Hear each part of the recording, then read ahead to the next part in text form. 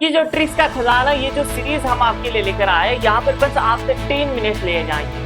वो 10 मिनट के अंदर आपको एक ऐसी बेहतरीन ट्रिक्स बताऊंगा जहाँ पर हम कुछ सेकंड के अंदर क्वेश्चन को सॉल्व कर सकते हैं। तो देखना यहाँ पर ये जो सीरीज है आपके लिए बहुत बेनिफिशियल रहेगी बच्चों। बहुत बड़ी मेहनत की है, यहाँ पर ऐसे ऐसे ट्रिक्स आपको देखने मिलेंगी जो आपने कभी पढ़ा भी नहीं होगा और किसी बुक के अंदर आपको देखने भी नहीं। Hi everyone and welcome to text book super coaching platform. तो दोस्तों आज से हम एक नई सीरीज स्टार्ट कर रहे हैं जिसका नाम है ट्रिक्स का खजाना, जहां पर आपको देखने मिलेंगे alpha tricks for organic chemistry. जैसे कि हम सब जानते हैं कि कोई भी कम्पिटिटिव एग्जाम हो, लाइक आईटी जाम एग्जाम हो, स्टेट एग्जाम हो, गेट हो या फिर नेट एग्जाम है, तो हमें क्वेश्चंस को बहुत ही कम समय के अंदर सॉल्व करना आना चाहिए। तो यहाँ पर हमें जरूरत पड़ जाती है फिर ट्रिक्स की। ये जो ट्रिक्स का खजाना, ये जो सीरीज हम आपके लिए लेकर आए, यहाँ पर बस आपसे 10 मिनट्स लिए जाएंगे। वो 10 मिनट्स के अंदर आपको एक ऐसी बेहतरीन ट्रिक्स बताऊंगा जहां पर हम कुछ सेकंड के अंदर क्वेश्चंस को सॉल्व कर सकते हैं। तो देखना यहाँ पर ये जो सीरीज है आपके लिए बहुत बेनिफिशियल रहेगी बच्चों। बहुत बड़ी मेहनत की है, यहाँ पर ऐसे ऐसे ट्रिक्स आपको देखने मिलेंगी जो आपने कभी पढ़ा भी नहीं होगा और किसी बुक के अंदर आपको देखने भी नहीं मिलेगी। ठीक है, तो आज का एक इंपॉर्टेंट टॉपिक लेते हैं फिर ब्यूटेन गॉसियन इंटरेक्शन। आप सब जानते हैं कि ब्यूटेन गॉसियन इंटरेक्शन कितना इंपॉर्टेंट टॉपिक बन चुका है, कितने सारे क्वेश्चंस आते हैं और हर साल इसके ऊपर एटलीस्ट एक क्वेश्चन तो आता ही आता है। कभी कभी आपको 2 क्वेश्चंस भी देखने मिल जाते हैं। तो कैसे हम ट्रिक से क्वेश्चंस को सॉल्व करते हैं जानते हैं। तो देखो, सबसे पहले हम जानेंगे कि ब्यूटेन गॉसियन इंटरेक्शन आखिर होता क्या है। तो बच्चों याद रखना, ब्यूटेन गॉसियन इंटरेक्शन एक रिपल्सिव इंटरेक्शन है, जहां पर रिपल्शन होता है।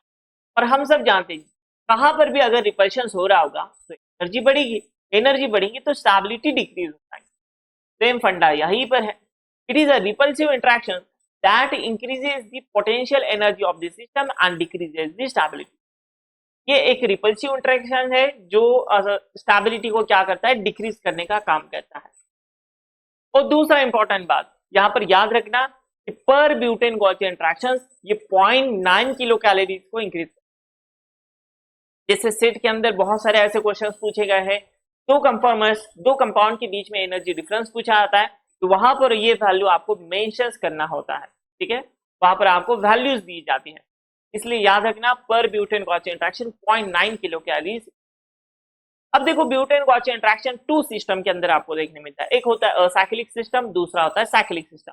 तो एक एक एग्जाम्पल से समझते हैं, उसके बाद में मैं आपको ट्रिक बताऊंगा। ठीक है, यहाँ पर सबसे पहले हम देखेंगे ब्यूटेन गॉसियन इंटरेक्शन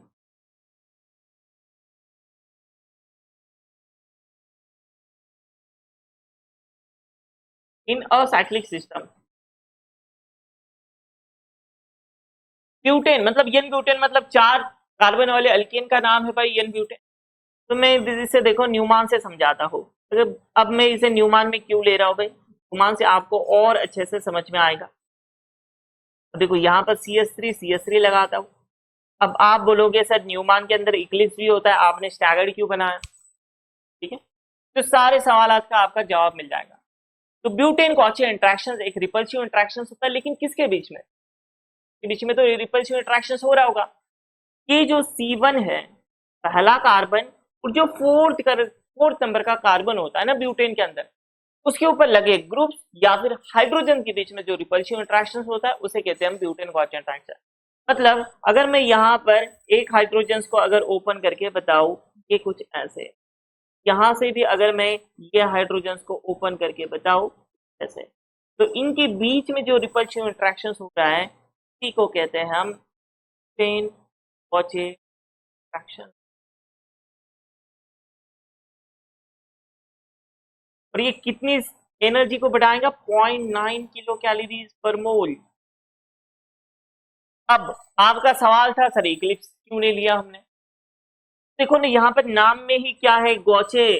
ये एक गॉचे फॉर्म है, और गॉचे फॉर्म कैसे पहचानते हैं, गॉचे फॉर्म कैसे पहचानते हैं, अगर 2 अल्किल ग्रुप के बॉन्ड के बीच में अगर एंगल, डायहेड्रल एंगल अगर 60 डिग्री होता है, अगर मैं आपसे पूछूं कि इसके अंदर एंगल कितना है 60 डिग्री, तो उसे हम क्या कहेंगे, गॉचे फॉर्म। ठीक है, और गॉचे फॉर्म कभी इक्लिप्स के अंदर नहीं होता, स्टैगर्ड कंफर्मेशन के अंदर ये होता है।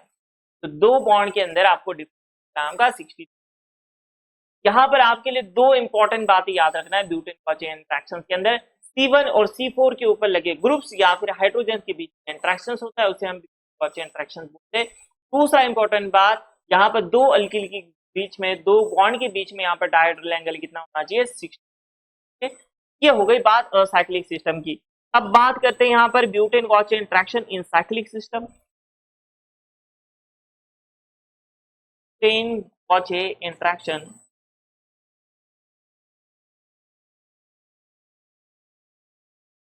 इन साइक्लोहेक्सेन। साइक्लोहेक्सेन के अंदर ही आपको कुछ आते हैं। अब देखो, जैसे साइक्लोहेक्सेन जब भी हम ड्रॉ करते हैं तो एक स्टेबल कंफर्मेशन में ड्रॉ करते हैं, चेयर कंफर्मेशन। इतना बेसिक सबको पता है। अब यहाँ पर मैं ले रहा हूँ चेयर कंफर्मेशन, इसके ऊपर मैं कुछ अल्किल ग्रुप लगा रहा हूँ। अब आपको ये चेक करना है क्या यहाँ पर ब्यूटेन गॉचे इंटरेक्शन हो रहा है। तो सर देखो, हमने कुछ कंडीशंस देखी। फर्स्ट कार्बन और फोर्थ कार्बन के ऊपर लगे ग्रुप्स या फिर हाइड्रोजन के बीच इंटरेक्शंस को गॉचे इंटरेक्शंस बोलते हैं। यहाँ पर देखो 1 2,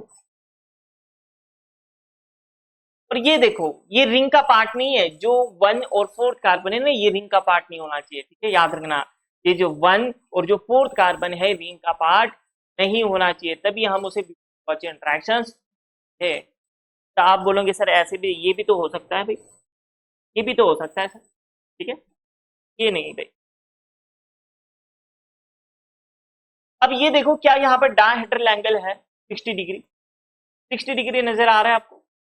तो देखो, हम सब जानते हैं sir chair confirmation staggered confirmation में होता है, और स्टैगर्ड कंफर्मेशन में 60 डिग्री एंगल ही होता है। स्टैगर्ड कंफर्मेशन हम सब जानते हैं ना। ये देखो सर, इसमें बात करें तो 60 होता है, तो हम बोल सकते हैं सर इसका डायहेड्रल एंगल 60 है। अगर ऐसे भी नहीं समझ में आता है तो हमने यहाँ पर इसका देखो न्यूमैन रिप्रेजेंटेशन बनाया था, याद आ रहा होगा आपको चेयर कंफर्मेशन का न्यूमैन रिप्रेजेंटेशन। ये कुछ से यहाँ पर अगर हम बात करें तो कितना है, ये तो रिंग का पार्ट है, ये है आपका 60, ये है गॉचे फॉर्म, ये है गॉचे फॉर्म। यहाँ पर आपको देखने मिलेगा ब्यूटेन गॉचे इंटरेक्शन। अब आते हैं हम ट्रिक्स की तरफ, ठीक है, कैसे हम क्वेश्चंस को सॉल्व करेंगे। तो देखो, जब भी दो अल्किल ग्रुप होंगे, जैसे यहाँ पर CH3 CH3, यहाँ पर नंबरिंग देंगे 1 2 3 4। तो पहले देखेंगे कि क्या यहाँ पर ब्यूटेन बनता हुआ आपको नजर आ रहा है। 4 कार्बन आपके पास है क्या, उसके ऊपर लगे जो ग्रुप है उसके बीच क्या होगा, इंट्रैक्शन, ठीक कहेंगे हम इंट्रैक्शन। अब ये दोनों आर ग्रुप कैसे होना चाहिए, पहला एक्सियल हो, दूसरा इक्वेटोरियल हो। तो आपको ये कंफर्मर्स बनाने की जरूरत ही नहीं, आप बिना देखे बता सकते हो कि यहाँ पर ब्यूटेन गॉचे इंटरेक्शन हो। पहला ग्रुप अगर इक्वेटोरियल पर रहता है, दूसरा एक्सियल पर होता है, तब भी आप बोलोगे कि सर यहाँ पर ब्यूटेन गॉचे इंटरेक्शन है। आपको देखने की जरूरत ही नहीं यहाँ पर 60 डिग्री है या नहीं, आप निकाल कर देखो, आपको 60 डिग्री एंगल ही मिलेगा। क्यों टाइम वेस्ट करना। अगर आपको नजर आ रहा है कि दोनों अल्किल ग्रुप इक्वेटोरियल पर है, ये देखो यहाँ पर भी ब्यूटेन इंटरेक्शन हो जाएगा। जैसे यही एग्जाम्पल देखो, यहाँ पर आपको नजर आ रहा था ये एक्सियल पर है, ये इक्वेटोरियल हो जाएगा भाई। क्यों ये कंफर्मर्स निकालना, क्यों टाइम वेस्ट करना, तो बड़े ही आसानी से हम निकाल देंगे, ठीक है। और दूसरी एक इंपॉर्टेंट बात, ये देखो, अगर मैं ये मिथिल को एक्सियल के ऊपर लेता हूं, दूसरा कोई अल्किल ग्रुप नहीं है यहाँ पर, आप बोलोगे सर यहाँ पर डायएक्सियल इंटरेक्शन होगा। डायएक्सियल इंटरेक्शन बराबर डायएक्सियल इंटरेक्शन 1 3 पोजीशन के ऊपर अगर हाइड्रोजन तो इंटरेक्शन होता है, उसे कहते हैं डायएक्सियल इंटरेक्शन। यहाँ पर आपको देखने मिलेगा डायएक्सियल इंटरेक्शन।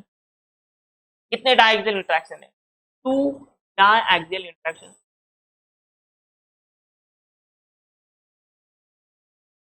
अब मुझे बताइए, अगर मैं बोलूं कि भाई यहाँ पर डायएक्सियल इंटरेक्शंस को ही ब्यूटेन गॉचे इंटरेक्शंस, हर ब्यूटेन गॉचे इंटरेक्शन डायएक्सियल नहीं होती, क्योंकि यहाँ पर देखो इक्वेटोरियल पर है, इसे तो हम डायएक्सियल इंटरेक्शन नहीं बोलेंगे, लेकिन डायएक्सियल इंटरेक्शन को ब्यूटेन गॉचे इंटरेक्शन बोला जाता है। ऐसे क्यों, तो देखो फिर से कंडीशन, ब्यूटेन गॉचे इंटरेक्शन क्या होता है कि first carbon 2 3 4, first and fourth carbon के ऊपर लगे हाइड्रोजन एंड ग्रुप के बीच में इंटरेक्शन होता है। तो यहाँ पर भी देखो आपको कुछ वही नजर आ रहा है, फोर्थ कार्बन के ऊपर हाइड्रोजन है और 1 कार्बन के ऊपर जो हाइड्रोजन है उसके बीच इंटरेक्शन है, ठीक है। तो इसे भी हम क्या बोल सकते हैं, ब्यूटेन गॉचे इंटरेक्शन। ठीक है, यहाँ पर याद रखना, जब भी हम कोई भी कंपाउंड की अगर साइक्लिक कंफर्मेशन में अगर स्टेबिलिटी के ऊपर क्वेश्चन पूछते हैं तो सबसे पहले डायक्सियल इंटरेक्शंस देखो, उसके बाद में फिर आपको ब्यूटेन गॉचे इंटरेक्शंस देखना है जहां पर इक्वेटोरियल वाला कंसेप्ट आ जाएगा। चलो क्वेश्चंस देखते हो, क्वेश्चंस को मैं आपको बताऊंगा कि कैसे सॉल्व करना है। देखो जैसे यहाँ पर मैं आपको 3 कंपाउंड ले रहा हूँ,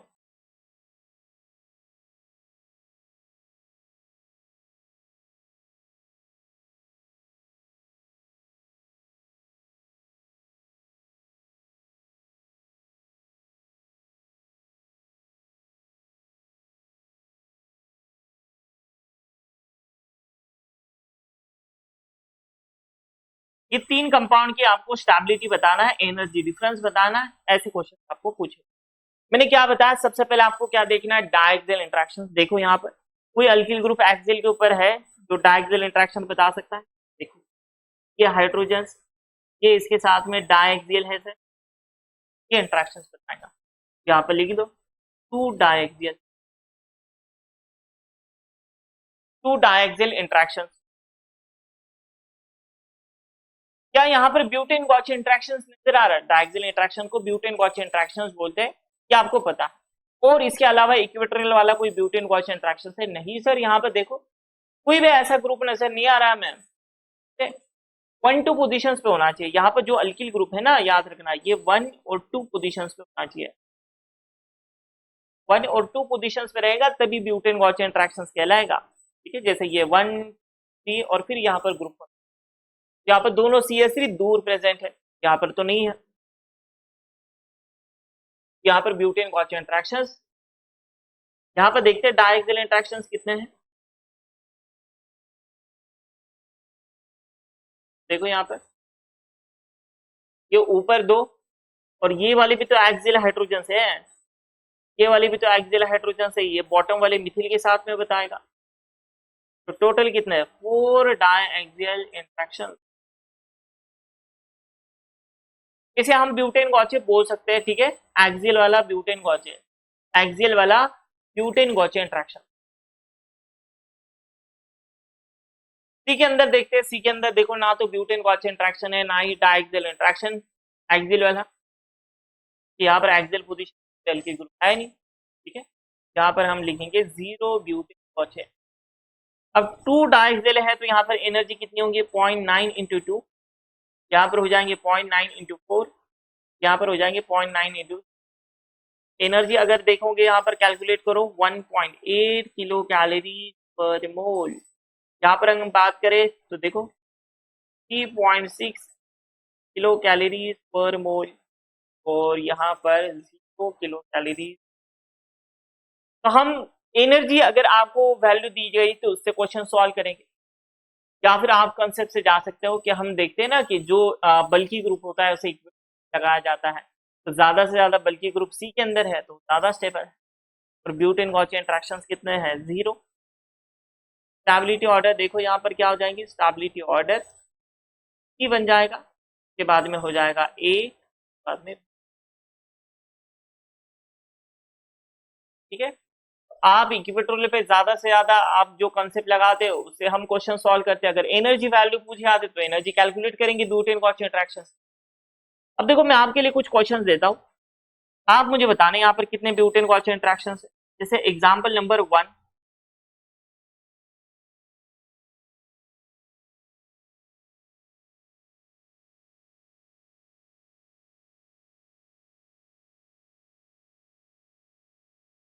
ये एग्जाम्पल नंबर 1 और ये रहा आपका एग्जाम्पल नंबर 2।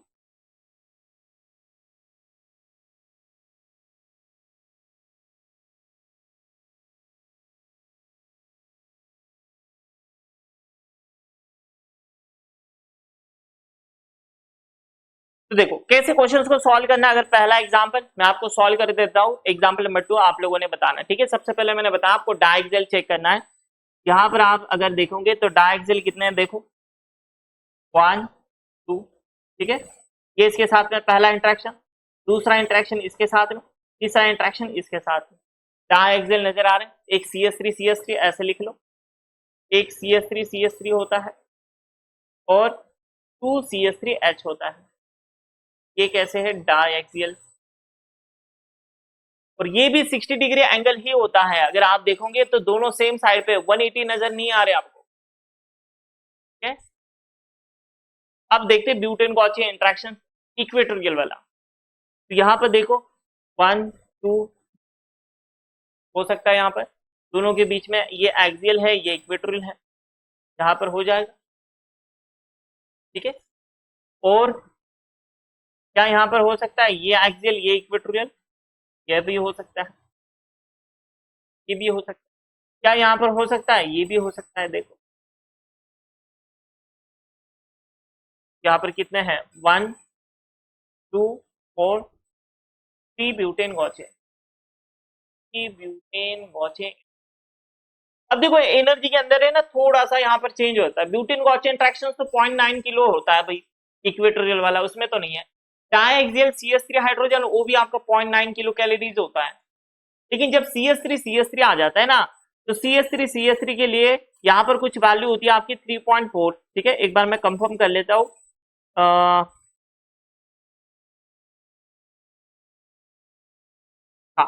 3.4 kilo calories. यहाँ पर याद रखेंगे जब भी CH3 के बीच में अगर आपको डायएक्सियल नजर आएगा कि जो वैल्यू हो जाती है 3.4 किलो कैलोरी। इसकी वैल्यू अगर हम निकालेंगे, देखो 3.4 किलो कैलोरीज एक ही था आपका CH3 वाला, बाकी 2 CH3H मतलब 2 इंटू 0.9 हो जाएगा, यहाँ पर 3 इंटू 0.9 हो जाएगा। टोटल अगर कैलकुलेशंस करते हैं यहाँ पर तो देखो कैलकुलेशंस क्या हो जा रहा है।